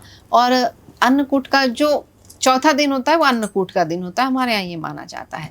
तो उस दिन हम ये करते हैं कि गोबर से एक पुरुष आकृति बनाते हैं या फिर एक पहाड़ की आकृति बनाते हैं जो गोवर्धन पर्वत की याद दिलाती है। और उसकी भी कहानी है, पहले हम कहानी की बात कर लेते हैं। तो कहानी ये थी कि जब कृष्ण भगवान छोटे थे, एक लीला का समय आया उनकी, तो उन्होंने देखा कि पूरे गोकुल में तैयारियां हो रही हैं किसी चीज़ की। तो उन्होंने अपनी माँ से पूछा कि मैया ये किस चीज़ की तैयारी हो रही है। माँ ने बोला कि सब इंद्र देवता की पूजा की तैयारी हो रही है। उन्होंने फिर सवाल किया कि हम इंद्र देवता की पूजा क्यों करते हैं। तो जवाब मिला माया से उनको कि इंद्र देवता हमको सब कुछ देते हैं, वो वर्षा करते हैं तो फसल होती है, फसल होती है तो हम उससे भोजन करते हैं, उसको बेचते हैं, उससे हमारे घर धन आता है। तो कृष्ण जी ने यहाँ पर कहा कि देती तो हमें प्रकृति है, हमको प्रकृति की पूजा करनी चाहिए। इसलिए उन्होंने कहा कि इंद्र की पूजा मत करो, प्रकृति की पूजा करो। अब इससे इंद्र नाराज हो गए। तो इंद्र भगवान ने वर्षा करना शुरू कर दिया। लगातार 7 दिनों तक मूसलाधार बारिश उस समय हुई। तो अब कहाँ जाते गोकुलवासी, घर उस समय फूस के मिट्टी के होते थे। तो जो गोवर्धन पर्वत था उसको कृष्ण जी ने अपनी छोटी उंगली पे उठा लिया। 7 दिनों तक वो भूखे प्यासे उसको उठाए रहे। और जब इंद्र हार गए, थक गए, उनको अपनी गलती का एहसास हुआ, वो रुक गए। तब उन्होंने क्षमा मांगी भगवान जी से, क्योंकि वो तो विष्णु जी का रूप थे, कृष्ण जी लीला करने आए थे धरती पर, मानव रूप में उन्होंने इस तरह से उसको किया। तो जब ये समय हुआ तो उसी के प्रतीक रूप में लोगों ने समझा कि हाँ, हमें प्रकृति की पूजा करनी चाहिए। प्रकृति हमें सब कुछ देती है। उसके बाद गाय जो होती हैं वो दूसरी प्रकृति है, कामधेनु है, उससे हमारे जीवन की हर आवश्यकता की पूर्ति होती है। तो हम इन चीज़ों की पूजा करते हैं अन्नकूट के दिन। तो जो हम बनाते हैं अन्नकूट, वहाँ पर हम सारे तरह के अनाज रखते हैं। कई लोग 56 भोग भी बनाते हैं। कृष्ण मंदिरों में, इस्कॉन टेम्पल्स में 56 भोग बनता है। आप जाएंगे, आपको बहुत अच्छी झांकी देखने को मिलेगी, आप वहाँ इसको खा भी सकते हैं। और सब चीज़ों को मिला करके ये बनाया जाता है। कई लोग मिला के बनाते हैं, कई लोग अलग अलग पकवान का भोग लगाते हैं। तो ये इसी का प्रतीकात्मक रूप है कि हम प्रकृति का सम्मान करें, उसकी चीज़ों को वेस्ट नहीं करें। कई लोग गायों को सजाते हैं इस दिन, मोर पंख लगा के, कौड़ियाँ लगा के, शंख लगा के, और वो छापे लगाते हैं उनके शरीर पर, उनकी पूजा करते हैं, नहलाते धुलाते हैं, उनको टीका करते हैं और उनको अच्छी अच्छी चीज़ें खिलाते हैं। जनरली उनको गुड़ खिलाना चाहिए गायों को, और रोटी हम ज़्यादा नहीं खिलाना चाहिए, उनको हरा चारा खिलाइए, क्योंकि गाय का जो शरीर होता है उसको पचाने के ज़्यादा अनुकूल होता है। तो अन्नकूट के दिन ये होता है। उसके गोवर्धन की पूजा करने का कोई विशेष प्रक्रिया यदि है तो वो बताइए। नहीं, उसकी कोई प्रक्रिया नहीं। इसको कोशिश करें कि आप घर के अंदर ना करें, आंगन हो, खुली जगह हो, बालकनी है, छत है, वहां पर कर लीजिए अगर नहीं कर सकते हैं। अच्छा। गोबर से उस जगह को हम लीपते हैं। वहां पर अलग अलग लोग अलग अलग तरह की आकृति बनाते हैं, आपने देखा होगा। तो कई लोग खाने बनाते हैं, घर जैसे चीज़ें बनाते हैं, और उसके अंदर इनको अनाजों को रखते हैं, अलग अलग गेहूँ, चावल, 7 प्रकार का अनाज, या जितने हमारी दालें हैं, सब चीज़ें वहाँ पर रखी जाती हैं। भाजियाँ रखी जाती हैं प्रतीक स्वरूप की ये प्रकृति हमको देती है, और बहुत सारी सब्जियाँ भी रखी जाती हैं। और फिर इनको मिला के भी जो खाना बनाया जाता है, पहले ईश्वर को भोग लगाते हैं, फिर खुद खाते हैं। जो पूजा करने का प्रोसेस है कि हम जल छिड़कते हैं, फिर सिंदूर लगाते हैं, चंदन लगाते हैं, अक्षत डालते हैं, उसी प्रोसेस में पूजा होती है। जी, और उसके अगले दिन भाई दूज का भी हमको महत्व बताएं। जी बिल्कुल, भाई दूज का महत्व, उस दिन यम द्वितीया की जो तिथि होती है, वो वही तिथि थी जब यमराज अपनी बहन यमुना के घर गए थे उसके अनुरोध पे। नहीं तो यमराज का भी ये सोचना था कि भाई मृत्यु का दाता हूँ मैं, किसी के भी घर जाऊं तो वो मेरा स्वागत क्यों करेगा, उसको अच्छा नहीं लगेगा। लेकिन उनकी बहन बार बार बुलाती थी, इसलिए वो अपनी बहन के घर गए। बहन ने देखा भाई को तो वो बहुत खुश हुई। उन्होंने बहुत सारे पकवान बनाए उनके लिए, बहुत आदर सत्कार किया, उनका टीका किया। और जब जाने लगे यम देवता, तो वो आशीर्वाद देना चाहते थे, कुछ देना चाहते थे अपनी बहन को भेंट उपहार। तो उन्होंने पूछा बहन से, बहन ने कहा कि आप बस मुझे ये आशीर्वाद दीजिए कि आज के दिन जो भी भाई अपनी बहन के घर जाए, या लोग अपनी बहन के घर जाएं, उसके घर भोजन करें और यमुना के जल में स्नान करें, उनके द्वार पर आप कभी ना जाएं, उनकी अकाल मृत्यु ना हो, मृत्यु उनकी हो तो समय से हो, समय पूर्व ना हो, क्योंकि मृत्यु सबकी निश्चित है। तो उन्होंने आशीर्वाद दिया। इसलिए इस दिन बहनें अपने भाइयों का टीका करती हैं, उनके सुख की, सम्मान की, समृद्धि की कामना करती हैं। और इस दिन बहनों को अपने भाइयों को पान खिलाना चाहिए। अच्छा। उससे उनकी आयु बढ़ती है, समृद्धि बढ़ती है, ये हम मानते हैं। ओके। और ये इस प्रकार का भाई दूज और पहले भी पड़ता है, साल में 2 बार पड़ता जब है? रक्षाबंधन आता है हम्म। तब ये पड़ता है। हाँ। और वैसे हर भाई दूज को भी किसी किसी जगह पर बहनें करती हैं अपने भाइयों का टीका, उसके पीछे यही उद्देश्य होता है। अच्छा। और जो ये दिन होता है उस दिन कायस्थ समाज के लोग जो होते हैं वो भगवान चित्रगुप्त की पूजा भी करते हैं। चित्रगुप्त पूजन दिवस है ये। तो जो चित्रगुप्त हैं वो यमराज के सहयोगी हैं, है ना। और शनि महाराज जो है वो कर्म फल के दाता हैं। ये तीनों यहाँ पर मिलते हैं क्योंकि शनि भी यमराज के भाई हैं, अच्छा। है ना। तो हम जो भी कर्म करते हैं हम सोचते हैं कि हमें कोई नहीं देख रहा है, लेकिन पूरा ब्रह्मांड हमें देख रहा होता है और हम खुद उसके साक्षी होते हैं। तो चाहे अच्छा काम करें, बुरा काम करें, धोखा दें, चोरी करें, झूठ बोलें, ये सोच के करिए कि आपको देखा जा रहा है, आपकी फोटो खींच रही है। कौन खींच रहा है? चित्रगुप्त खींच रहा है। चित्र माने फोटो, गुप्त माने गुप्त रूप से खींचने वाले, सीक्रेटली काम करने वाले। तो वो उनके लेखे जोखे में हमारे लिए आगे जाके ऐड हो जाता है। तो इस चीज़ का हमें ध्यान रखना चाहिए। उनकी पूजा इसलिए की जाती है कि जो लिखने पढ़ने का काम है वो कायस्थ समाज का काम होता है। कहते हैं कि चित्रगुप्त की उत्पत्ति ब्रह्मा जी के पूरे शरीर से हुई थी। जैसे ब्राह्मणों की मुख से हुई थी, क्षत्रियों की कंधे से हुई थी और घुटने से हुई थी। वैश्यों की उत्पत्ति, शूद्रों की उत्पत्ति चरण से, ये हम मानते हैं। तो जो चित्रगुप्त थे उनकी उत्पत्ति उनके पूरे शरीर से हुई थी, क्योंकि यमराज जी ने मांगा था कि मेरे को कोई सहयोगी चाहिए, तब ब्रह्मा जी ने उनकी उत्पत्ति की थी। तो जो लिखने पढ़ने का सारा काम होता है वो चित्रगुप्त जी के जिम्मे होता है, हिसाब किताब दुनियादारी का। तो उसके लिए एक चीज़ होती है कि इस दिन जो कायस्थ समाज के लोग होते हैं अपना जितना भी लिखने पढ़ने का सामान होता है, कलम है, दवात है, कापी है, किताबें हैं, जिसको पोंछ सकते हैं उसको पोंछते हैं, जिसको धो सकते हैं उसको धोते हैं और उसके बाद उसको पूजा स्थान पर रखते हैं। यहाँ पर चित्रगुप्त जी की तस्वीर रखी जाती है। तस्वीर रखने के बाद पूजा का जो स्टार्टिंग का प्रोसेस होता है वो सेम रहता है। और जब हम ये पूजा कर लेते हैं उसके बाद हम एक प्लेन पेपर लेते हैं, उस पर हमारा जो पिछले साल का पूरा हिसाब किताब होता है वो लिखा जाता है। और उसमें सबसे पहले गणेश जी को हम नमस्कार करते हैं, एक स्वास्तिक बनाते हैं, उसकी पूजा करते हैं। उसके बाद श्री गणेशाय नमः लिखिए, फिर श्री चित्रगुप्ताय नमः लिखा जाता है।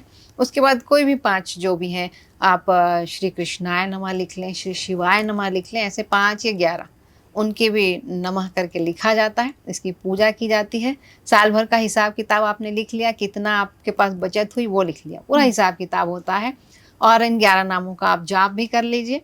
उसके बाद आपकी ये पूजा संपन्न होती है। उस दिन फिर लिखने पढ़ने का कोई काम नहीं किया जाता है। तो ये उस दिन की पूजा होती है, चित्रगुप्त की पूजा हो जाती है। उस दिन लिखने पढ़ने का काम नहीं होता है कोई भी। अच्छा, तो जैसे आपने बोला चित्रगुप्त की पूजा होती है जो कि सहायक थे, मुझे ऐसा लगता है कि मुझे एक सहायक की बहुत ज़रूरत है। और जब भी मैं कोई अपॉइंट करती हूँ, जैसे मैंने पिछले साल एक किया था, तो मतलब वो टिक नहीं पाया। मतलब वो जमता नहीं है मुझे कोई।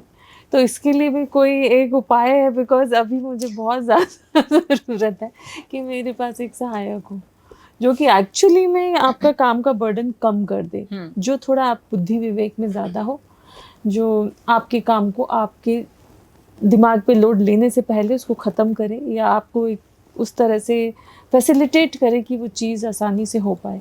तो इसका कोई ज़रिया है? इसका कोई ख़ास ज़रिया मुझे नहीं नज़र आता है, क्योंकि जब आपके सामने कोई आता है, आप देखते हैं, इंटरव्यू लेते हैं, उससे आपकी कंटिन्यूटी मैच हो रही है कि नहीं हो रही, ये देखना पड़ता है। और जब कोई काम करता है तभी पता चलता है कि उसका काम करने का तरीका कैसा है। तो हो सकता है आपको भविष्य में मिल जाए कोई अच्छा सहायक अपने लिए, है ना। जी जी जी। Ma'am, thank you so much. आपने दिवाली के लिए इतना हमें ज्ञान दिया और हमें सही विधि बताई कि किस तरह से पूजा करनी चाहिए, और हर दिन का जो आपने महत्व हमें समझाया, ताकि वो महत्व का यदि ज्ञान होता है तो हम उस दिन को, उस पर्व को, उस दिन की पूजा को और अच्छे ढंग से कर सकते हैं। एक चीज़ और होती है जो मैं ऐड करना चाहूँगी, वो ये है कि आज की जो न्यू जनरेशन है वो सोचती है इसका कोई सेंस नहीं है, लेकिन हम एक जो अक्षत चढ़ाते हैं ना, उसके भी पीछे एक सेंस होता है हमारे यहाँ। तो वो सेंस हमें नहीं पता है, तो हम ढूंढें, हम खोजें उस चीज़ को, और जब हम पूजा करते हैं तो उन्हें अपने साथ बिठाएं, क्योंकि हमें अपनी संस्कृति को आगे ले जाना है, अपनी परंपराओं को आगे ले जाना है, क्योंकि ये वैज्ञानिक ढंग से थी हर चीज़, और जिसको हमारे पूर्वज जानते थे। और आज हम रिसर्च कर रहे हैं, मतलब फिर से उसी को सर्च कर रहे हैं जो हमें पहले से पता था, और हमारे ज्ञान को इसीलिए जला दिया गया ताकि वो आगे ना जा पाए। हम ज़्यादा उन्नत थे, ज़्यादा प्रगतिशील थे, जो बाकी दुनिया नहीं थी। तो हमारी परंपराओं में, हमारे रीति रिवाजों में वो चीज़ें छुपी हुई हैं। तो जब भी आप पूजा करते हैं, उनको बिठाइए अपने साथ, उनसे पूजा करवाइए, उनका भी फायदा होगा, वो सीखेंगे भी और उस चीज़ को आगे ले जाएंगे। हम सोचते हैं कि अनकॉन्शियसली ये चीज़ें जो है ना वो आगे जाती हैं। आज वो सोचेंगे कि हमको ज़बरदस्ती कराया जा रहा है, लेकिन जब आप नहीं होंगे तो वो खुद करेंगे इस चीज़ को और वो चीज़ आगे जाएगी। बिल्कुल, बिल्कुल सच बात है। दूसरे धर्मों की तरह हम उतने कठोर नहीं हैं। हमें लगता है कि बच्चे जब करना चाहें कर लेंगे, जब उनका मन होगा कर लेंगे, बड़े हो जाएंगे कर लेंगे, जिम्मेदारी आएगी कर लेंगे। ऐसा नहीं होता है। आप उनको आदत डाल देते हैं तो उनकी आदत बनी रहती है। और दूसरे धर्मों में यही है, स्ट्रिक्टनेस है उनमें। हमारे धर्म में नहीं। हमारा धर्म उदार है, सहिष्णु है। इसलिए हमसे क्वेश्चन किए जाते हैं कि हमारी चीज़ें ऐसी क्यों हैं। जी बिल्कुल। और ये दिवाली के दिन, ये आपने बच्चों का जिक्र किया है, तो मैं ये ज़रूर पूछना चाहूँगी, पटाखे फोड़ने हैं या नहीं फोड़ने हैं, या कितने फोड़ने हैं, या उसका क्या उसके पीछे? देखिए, पटाखे तो नए ज़माने की बात है। खुशी को प्रदर्शित करते हैं वो, है ना। आपको खुशी मिलती है इसलिए करते हैं, लेकिन हमारे पर्यावरण की बात यहाँ पर आ जाती है तो अपनी इच्छाओं को मारना पड़ता है, मन को महसूसना पड़ता है। लेकिन आपकी खुशी है, थोड़े बहुत पटाखे ज़रूर चलाइए। आप रोशनी वाले चलाएँ तो बहुत अच्छी बात है। कई लोग बहुत बेतरतीबी से पूरी लड़ हज़ारों की, 5,000 की, 10,000 की फोड़ते हैं। उसके बाद उस कचरे को साफ भी करिए। पोल्यूशन तो होता है, ये बिल्कुल सही बात है। तो आप कम पटाखे फोड़ेंगे तो आपकी प्रकृति का भला होगा, आपका भला होगा। मैं ये मानती हूँ। वाह, आपने कितना सुंदर संदेश दिया है सबको। तो इसी के साथ हम एंड ऑफ द पॉडकास्ट पे हैं। एंड मैम, थैंक यू, आपने अपना वैल्यूएबल टाइम निकाला और हम सबको बहुत सारा ज्ञान दिया। And thank you for coming to my show. मैं तो ये कहूँगी कि ये ज्ञान नहीं है, ये ट्रेडिशन है और उसको हम ही को आगे बढ़ाना है, क्योंकि अभी हम पर ये जिम्मेदारी है। हम उस एज में हैं कि हमें आगे ले जाना है। तो ये दीपावली नहीं, बल्कि हर दीपावली सबके लिए खूब फलदायी हो, सब आगे जाए, आगे बढ़े और जीवन में तो उजाला रहे ही, हमारे मन में भी उजाला रहे, रोशनी रहे और वो बढ़ती रहे और बढ़ाने का काम हम करें। इस दिवाली मेरी यही कामना है। आप सभी को बहुत बहुत शुभकामनाएं दीपावली की। आपको भी मैम बहुत बहुत शुभकामनाएं। Thank you so much. The Madhu Chaudhary podcast and team की तरफ से आप सभी व्यूअर्स को दिवाली की हार्दिक शुभकामनाएं। हम सब की ये कामना है कि आपकी ज़िंदगी में सुख संपत्ति, धन समृद्धि आए। आप सभी स्वस्थ रहें, मस्त रहें, व्यस्त रहें। हैप्पी दिवाली। Bye bye.